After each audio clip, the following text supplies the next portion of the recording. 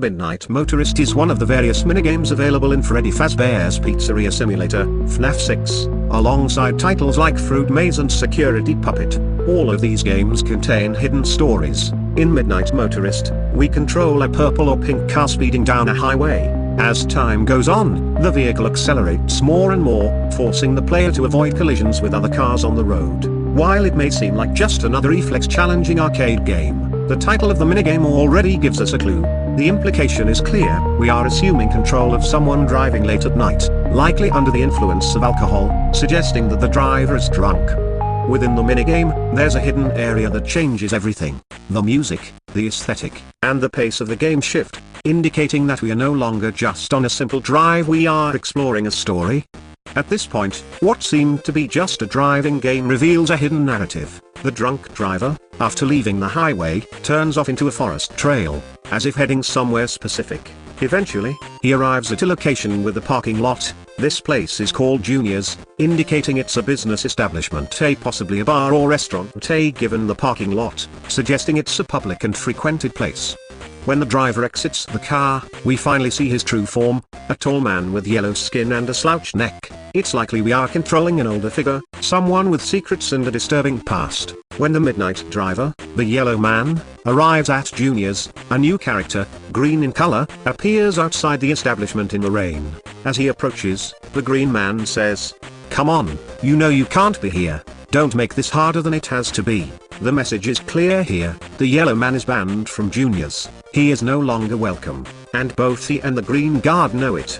The question that arises is, why did he return if he already knew he wasn't allowed there? The tone of the guard's words suggests the yellow man has caused trouble before. Perhaps his constant drunkenness or a past incident led to his permanent ban.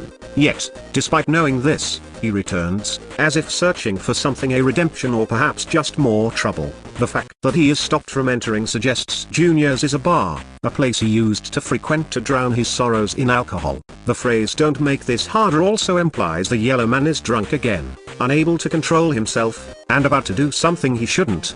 Unable to enter, the yellow man returns to his car and continues his journey, stopping in front of a blue house in the woods. This house is his home, isolated, indicating he lives in solitude. He enters and finds someone sitting in a chair, watching television. This figure, seemingly wearing a grey skirt, is probably his wife. As he approaches her, she says, "Leave him alone tonight, he had a rough day." This is his wife, and her words are directed at the yellow man, making it clear they share a relationship, likely a long-term one. Her words carry a tone of concern but also exhaustion, as if the cycle of family tension is already a common occurrence in the house. The person she refers to, the one who should be left alone, is almost certainly the couple's child. Her words carry a maternal weight, suggesting the boy, locked in his room, had a hard day. The father, however, ignores his wife's plea and heads upstairs, directly to the child's bedroom door. He tries to open it, but it's locked.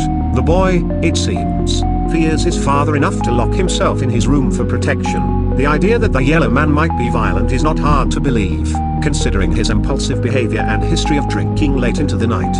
Without an answer from the boy, the yellow man steps away, but not for long. He remembers this is his house and, in an act of aggressive authority, returns to the door, banging harder and shouting, "Open the door." When he realizes the boy isn't going to open it, he decides to enter the room another way, through the window outside.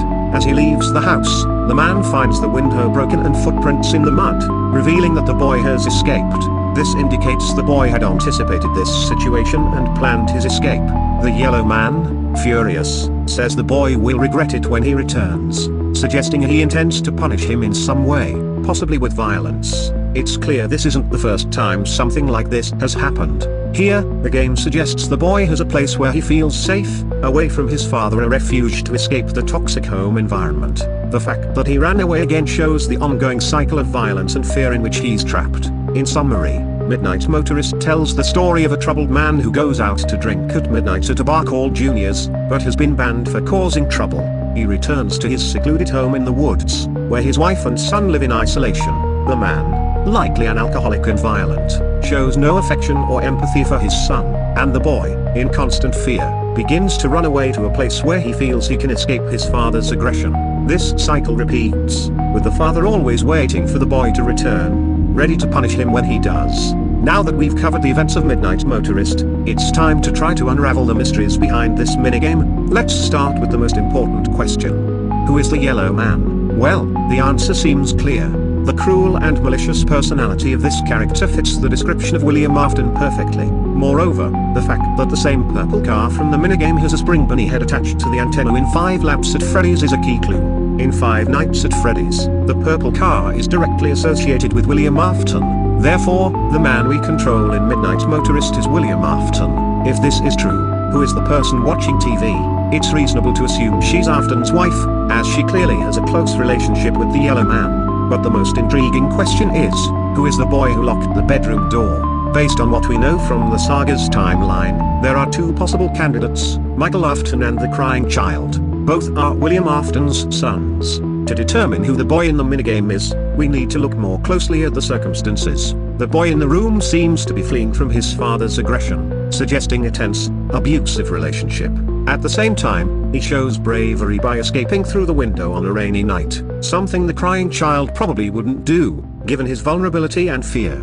Thus, it makes more sense that the boy is Michael Afton, known for his strength and courage. Michael survived many nights as a night guard at Freddy Fazbear's Pizza and faced numerous dangers in sister location. He's the son who would have the courage to flee from his father's violence. Criminal, criminal, criminal criminal, criminal, what a sigma? Where does this fit into the timeline? Now that we've identified the Yellow Man as William Afton and the boy as Michael, we need to place this story in the broader context of the series. As shown in the FNaF 4 minigames, Michael Afton was a cruel and mean teenager toward his brother, the Crying Child. He was responsible for placing his brother's head into Fredbear's jaws, leading to the infamous Bite of 83. During this time, Michael didn't seem to show any remorse for his actions, indicating that he was not yet under any abuse from William. He was in his rebellious and cruel phase. So, where does Midnight Motorist fit in? After the Bite of 83, Michael began to face guilt. He started having rough days, dealing with the burden of causing his brother's death.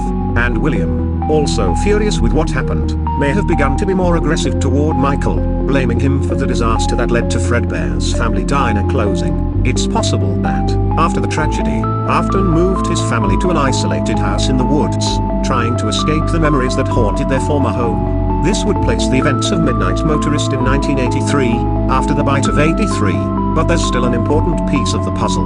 We know Midnight Motorist takes place the same night Charlie Emily was murdered by Afton. In the game files, the minigame is labeled as later that night, indicating it happens after a specific event, and as we can see, it's raining during the minigame, which aligns perfectly with the circumstances shown in Security Puppet, where Charlie is left outside a Fazbear entertainment establishment and dies in the rain. Furthermore, near Charlie's body, we can see time marks as evidence that a car sped off. All of this matches the narrative of Midnight Motorist, where we see a purple car speeding down a highway, representing William Afton fleeing after committing the murder.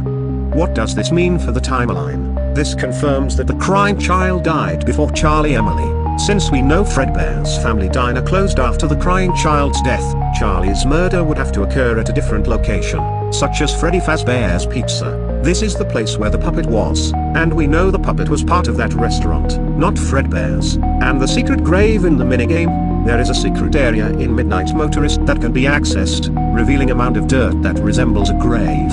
Some theories suggest this could be the grave of the Twisted Animatronics, but that's unlikely, as the Twisted Animatronics don't seem to exist in the main games. Moreover, they tend to hide during the day and come out at night, but the minigame already takes place at midnight, and no Twisted Animatronic emerged from the ground. Therefore, the most plausible theory is that this grave belongs to the Crying Child, which aligns with the idea that Midnight Motorist revolves around the Afton family. If the grave belongs to the Crying Child, it makes sense, given that William Afton could have buried his son's body in some isolated place, far from where everyone expected. And the three-toed footprints. Another mystery involves the footprints of a three-toed animatronic seen near the house. It can't be someone in a spring-lock suit, as it's raining, and it would be dangerous for any spring suit. Additionally, at this point in the timeline, there doesn't seem to be any possessed animatronics in action. The only remaining possibility is that the footprints belong to Golden Freddy, the animatronic that, according to the week before, is possessed by the Crying Child. Perhaps Golden Freddy, now inhabited by the Crying Child's soul, appeared near Michael's room, watching him from outside. This reinforces the idea that the crying child, even after his death, remains connected to his family, especially to his brother Michael. This is my theory about Midnight Motorist. What do you think?